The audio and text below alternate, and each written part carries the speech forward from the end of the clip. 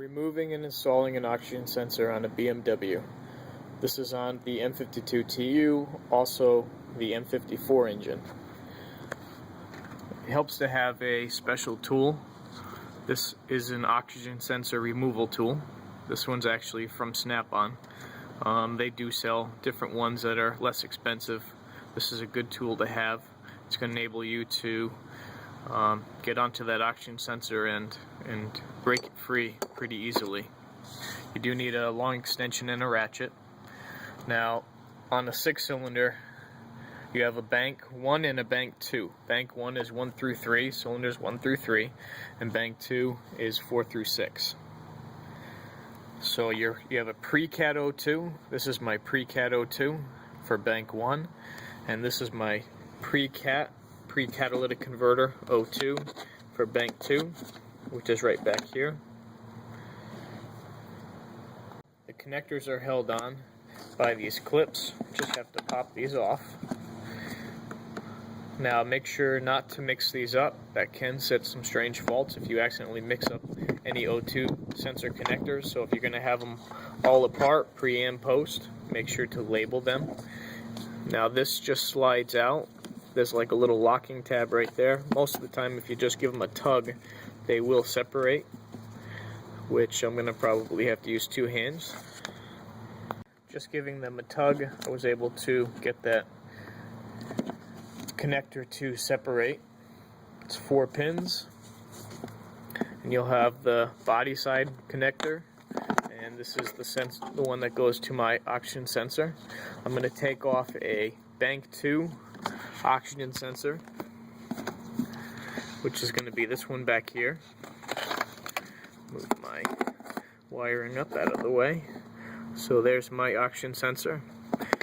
So now that I have my wire disconnected, I can actually take my special tool, and that's why I have this cut out. I can actually slide my wire over it like this.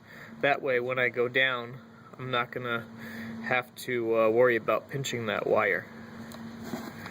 Let me set that up. Now BMW rates oxygen sensors up to 100,000 miles. So at 100,000 miles under maintenance, they should be replaced. Some are rated to 120,000 miles. Usually though, you can wait until you have a fault code relating to an oxygen sensor too slow, or if you have a heated oxygen sensor circuit P code, that usually means that the oxygen sensor is bad. Now if you have catalyst efficiency faults, that usually is a bad catalytic converter and not an oxygen sensor. Now I have a swivel to make it easier. You just have to hook up a ratchet, which goes down to my oxygen sensor with my special tool, so it fits nice on there. Just have to break it free.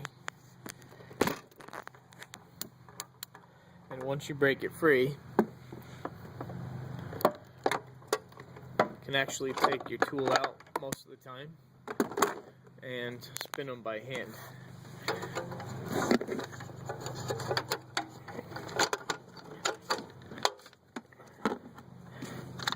You can twist the wire if you need to.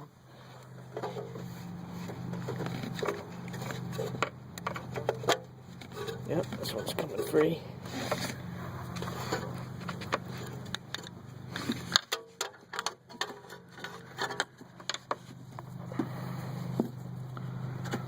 Yeah, see if I just twist the top now that it's free, I can actually use that to block my O2 sensor out. Here's my oxygen sensor.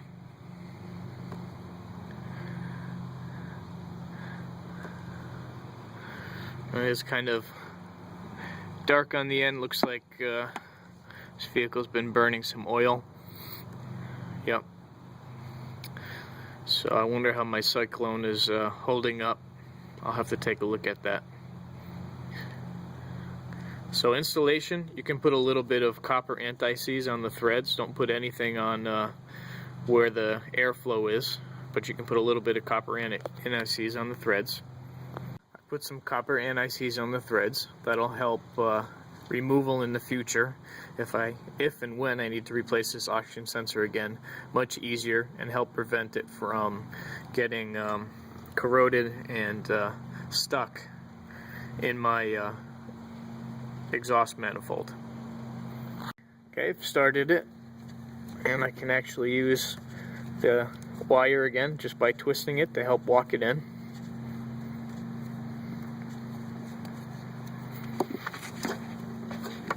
Okay, now I just have to snug it down.